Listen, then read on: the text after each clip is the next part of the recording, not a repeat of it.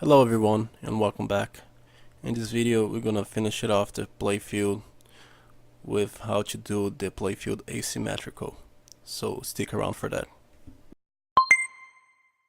Alright, so before we get into the coding, let's just go quickly through this overview really quickly of how a whole scanline works. You'll only be going focusing on this visible area over here in your horizontal blank. And as you know, there's for each machine cycle is equivalent to 2 TA clock counts. And I'm only showing over there, just there's the first 68 cycles is a horizontal blank. There's a bunch of retracing and all the other stuff going on over here. And the rest of the 160 is pretty much going to be our display field that is going to be displayed on our screen. So just let's go to the next diagram, which is pretty much easier to set up. Here's our diagram of asymmetric playfield, how it works, and this is pretty much how a whole scanline works. And here you have the horizontal blank. If you come over here, there's horizontal blank, and there's our display field. So here's our horizontal blank and your visible screen. Here's our TA clock from 0 to 28 right over here, and the 76 machine cycles that you have over here. Where is it? TA clock and machine cycle 76. So, and over here, right over here, you have another clock over here ish. It's not really a clock, but our pixels for our playfield. And one thing to remember is that each playfield is equivalent to 4 TA clock cycles.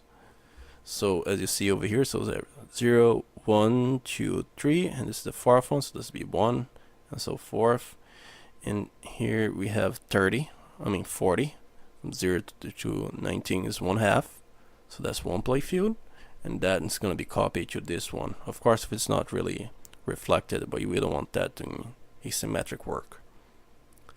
So how does, well, before I ask how does asymmetric playfield works, how does the playfield work? So here we have a horizontal blanking. That's generally where I want to store my playfield.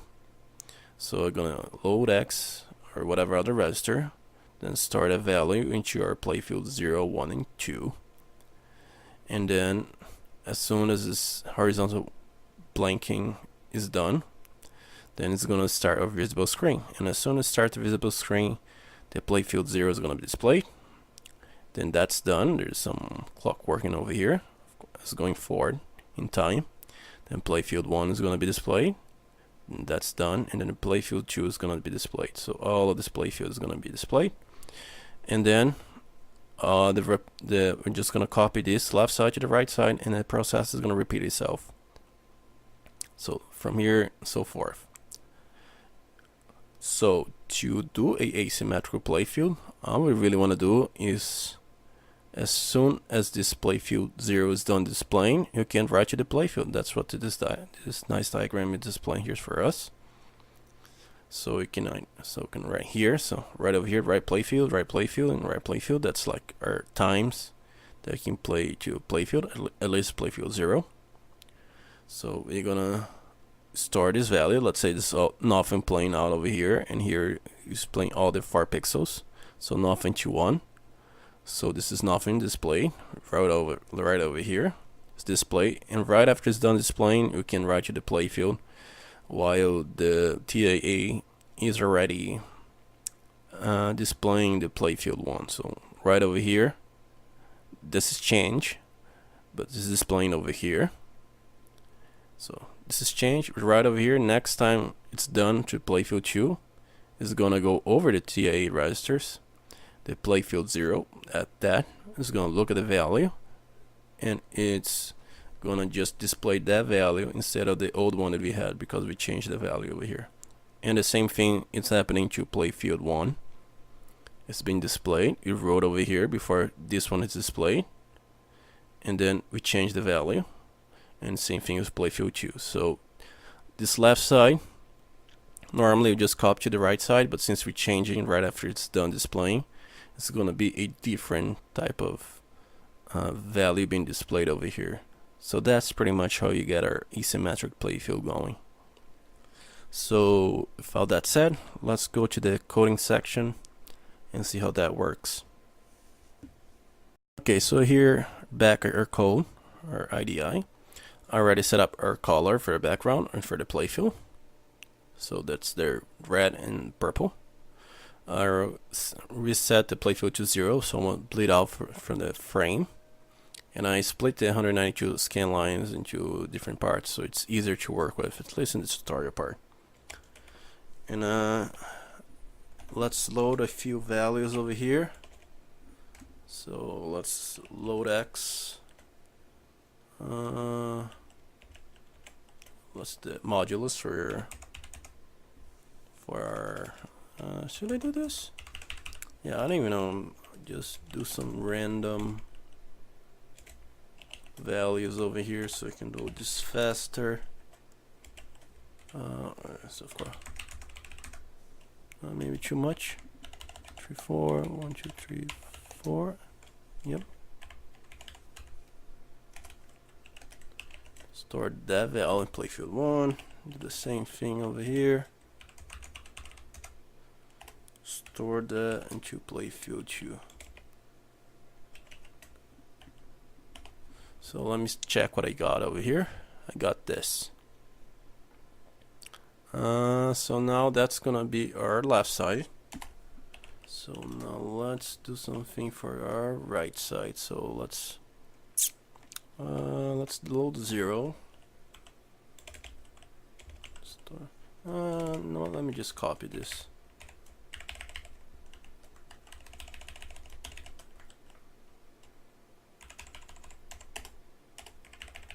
So we want this a 0. We want this some random and something random over here.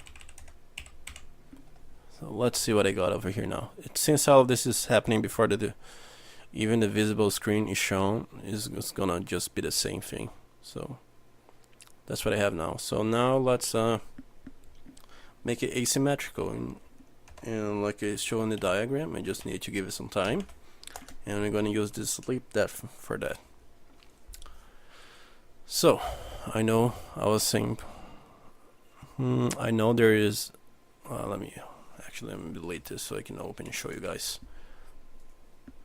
Let me debug. As you see, the load takes 2 cycles and the start takes 3 right after the semicolon. So 2 and 3, that's 5 cycles altogether. That's machine cycles. There's 3 of them, so there's 15. So 15, get out of there. 15 times 3, that's 45 TIA cycles. And if you remember from the diagram before, there's 68 for the horizontal blanking, so I haven't left that. And we have 4 pixels for our playfield 0. So 7, 6, 5, and 4. This playfield 0. It's enable. So there's 4. Oh, not you. You go down. So each bit is 4 playfield pixel, and each playfield pixel is equivalent to 4 TIA clock counts. So there's 4 TIA pixels. 4 times 4 is equivalent to 16, plus 68 should be 84. So I know I have 45, or 15 times 3 is 45. And now let's tell it to sleep.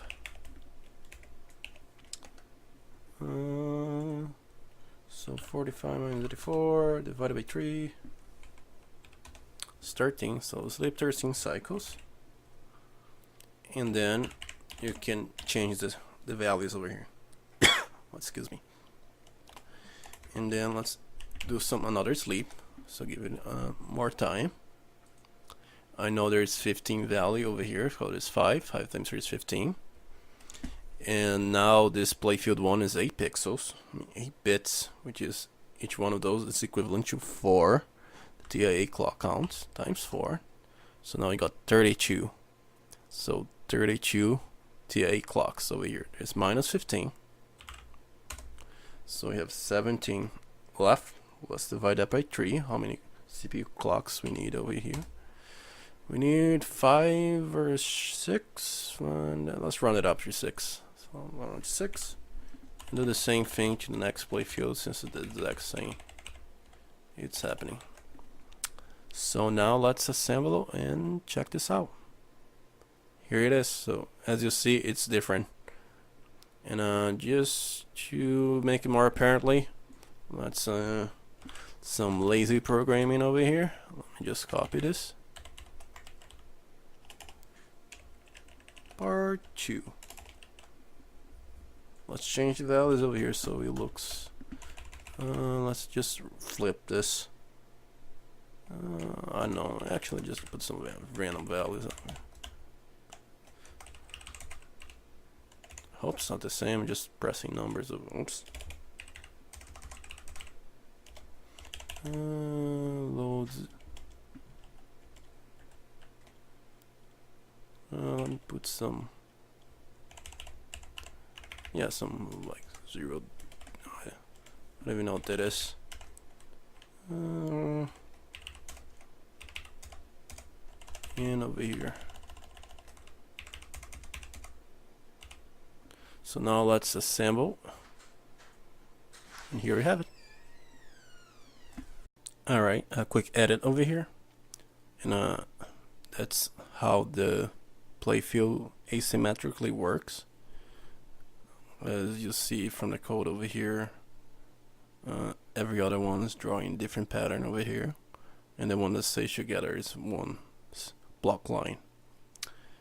And just to demonstrate it, if I go to debug mode, if I right click run PC to current line, and you can step through it and you can actually see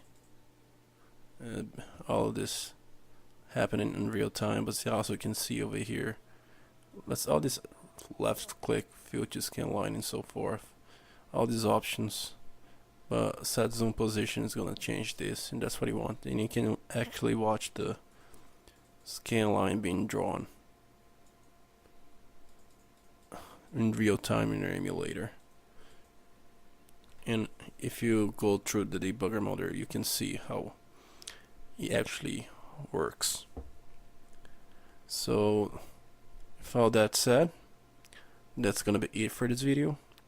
In the next video, I'm going to go over the sprites, such as the player 0, the players 0 and 1, missile 0 and 1, and have our ball over here, and so forth. So with all that said, thanks for watching, and see you guys in the next video. Thank you.